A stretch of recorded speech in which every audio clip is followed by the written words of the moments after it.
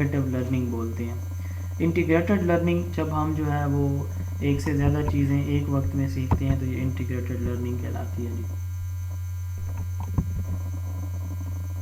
अच्छा जी, उसके बाद है जी इंस्ट्रक्शनल लर्निंग, ऐसी लर्निंग जो टीचर की इंस्ट्रक्शन यानी जो टीचर बता रहा है सिर्फ वही चीज़ जब लर्न हम कर रहे हो तो ये इंस्ट्रक्शनल लर्निंग कहलाती है। टीचर की गाइडेंस यानी टीचर की जो डायरेक्शन है सिर्फ वही समझना, ये इंस्ट्रक्शनल लर्निंग है। देन दो इम्पोर्टेंट हैं, बहुत इंपॉर्टेंट है ये दोनों, experiential learning and cognitive learning या कॉग्निटिव मेमोराइजेशन। एक टास्क है, ये मैं अभी आपसे सुनूंगा, पूछूंगा, इनको रिलेट करूंगा, मैं वही पेयर एसोसिएट करूंगा कि ये दूसरे किस कॉन्सेप्ट के साथ, ये इनमें से किसके साथ मिलता है। ये जो ये आपने पढ़ा है ना टॉप पे, ये एक्टिव एंड पैसिव, ये भी आप इसकी डेफिनेशन समझ लें और आप में से जो फिर बताना चाहे मुझे बताएगा कि ये जो डेफिनेशन हम पढ़ने जा रहे हैं इनमें से कौन सी एक्टिव होगी और कौन सी पैसिव होगी, ठीक है। अच्छा, एक्सपीरियंशियल लर्निंग, जब एक लर्नर अपनी नीड्स, अपनी इंटरेस्ट की वजह से, अपनी डिज़ायर वांट्स की वजह से या अपनी उसको अपनी सेटिस्फेक्शन की वजह से पढ़ता है, ठीक है, और वो लर्निंग बाय डूइंग से पढ़ता है, प्रैक्टिकली एक्टिविटीज़ करता है, प्रोजेक्ट करता है, इंक्वायरीज करता है, ठीक है। यानी बच्चा अपनी मर्ज़ी से इंक्वायरी बेस्ड लर्निंग करता है, ये एक्सपीरियंशियल लर्निंग कहलाती है। और एक बच्चा सिर्फ वही पढ़ रहा होता है जो टीचर उसको पढ़ा रहा है, इम्पोज कर रहा होता है उसके ऊपर। हाँ जी, आप बताएं कौन सी इनमें एक्टिव होगी, कौन सी पैसिव होगी। शाबाश इंटेलेक्टिव हो गई और कॉग्निटिव जी। वैसी और जो होगी। दूसरी वाली है वो एक्सपेरिमेंटल लर्निंग जो है एक्टिव होगी।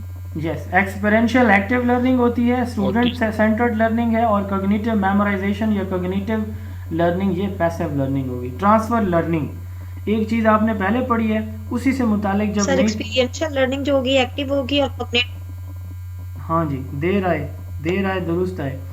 ट्रांसफ़र लर्निंग, ट्रांसफ़र लर्निंग हम ये बात कर रहे थे कि एक चीज़ पहले से पढ़ी हुई है, अब दूसरी चीज़ जो उसी से रेलिवेंट है ये जब दोबारा पढ़ी जाएगी। आप जैसे ये देखें, आपने सपोज अगर एक्टिव और पैसिव की डेफिनेशन ना पढ़ी होती तो मुझे यहाँ पे एक्सप्लेन करना पड़ता कि ये एक्सपेरियंशियल कैसे एक्टिव है और कॉग्निटिव मेमोराइजेशन कैसे पैसिव है। सपोज आपने ना पढ़ी होती, क्योंकि आपने पढ़ी हुई है तो अब आपको उसको अप्लाई करना बहुत आसान हो गया। इसी को कहते हैं ट्रांसफ़र लर्निंग।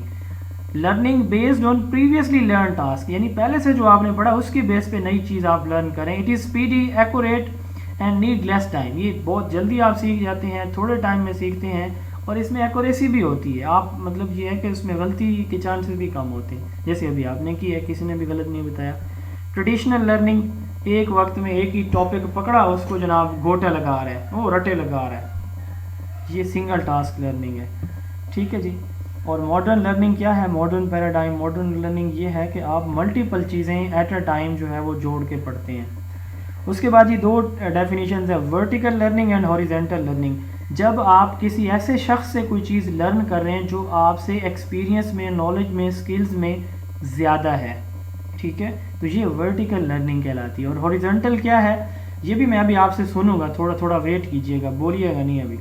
हॉरिजेंटल लर्निंग क्या है, जब किसी आप ऐसे बंदे से पढ़ रहे हैं जो जिसका एक्सपीरियंस आपके एक्सपीरियंस के इक्वल है।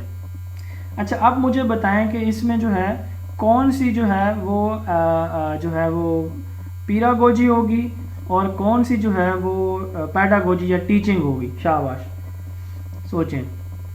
वर्टिकल पैडा है वर्टिकल लर्निंग जो है ये वर्टिकल जो होगी वो पैडागोजी होगी और जो ये पेडागोजी होगी वो हॉरिजॉन्टल। मेरा दिल खुश हो गया जी, मेरा दिल खुश हो गया आपके आंसर सुन के। अभी मैं 1 घंटा मजीद पढ़ा सकता हूँ। वेरी गुड, इसी तरह मेरे हौसले बुलंद रखेंगे तो मैं 2-2 घंटे पढ़ाऊँगा। Learning is highly structured setting, formal setting, थोड़ा थोड़ा पढ़ेंगे, परेशान नहीं हो। मैं अपने आप को तसल्ली दे रहा हूँ कि मेरे स्टूडेंट मेरे साथ हैं तो इसलिए मुझे पढ़ाना चाहिए।